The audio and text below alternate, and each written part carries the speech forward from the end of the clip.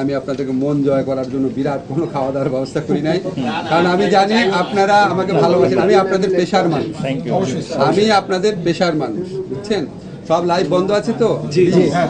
আমি বিশ্বাস করি এই একটা ট্রাউজার গত 10 দিনে আমি 7 বার পরেছি। আমার টোটাল, এটা কিন্তু লাইভ না প্লিজ, আমার টোটাল ট্রাউজার আছে 3টা। একটা হচ্ছে ফরমান, বাকি 2টা হচ্ছে গ্যাবার্ডিন। আমি এই জীবন যাপন করা মানুষ, বুঝছেন? এটা আমি 10 দিনের মধ্যে 7 দিন পরে আসছি, বুঝছেন?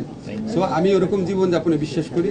আমরা দেখেন, আগে মানুষ মনে করতে কি যে মন্ত্রী হওয়া মানে হচ্ছে দম্ভ দেখানো, অর্থবিত্তর ভাব দেখানো, এই দেখানো।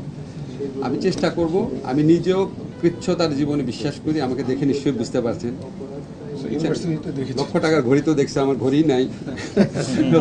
আমরা চেষ্টা করব। মোবাইল আমার পিএস দেখে বলে এত নিম্নমানের মোবাইল আপনি ইউজ করেন, এটা 2G হয়ে গেছে, আমি ফোনই করতে পারছি না। তো আমরা সবাই চেষ্টা করব।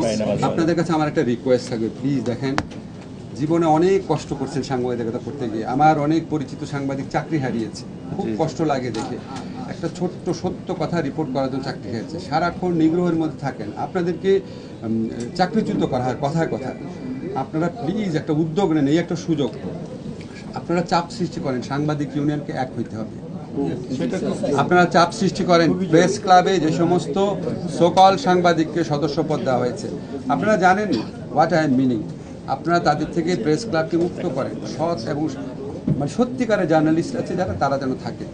আপনারা যদি কালেকটিভ একটা ফোর্স গড়ে তোলেন, সব সাংবাদিকরা মিলে একসাথে, সত্যিকারের সাংবাদিক, মানে বুঝতেন তো সত্যিকারের সাংবাদিক কি বুঝিয়েছি, মিলে আপনারা ঐক্যবদ্ধ থাকেন। আপনারা আপনাদের যত কালো আইন আছে এটা সেগুলি করেন, ওয়েজ বোর্ডের ব্যাপারটা করেন, এবং আমাদেরকে অব্যাহতভাবে চাপের মধ্যে রাখেন সুশাসন প্রশ্নে। বিন্দু মাত্র ছাড় দিবেন না।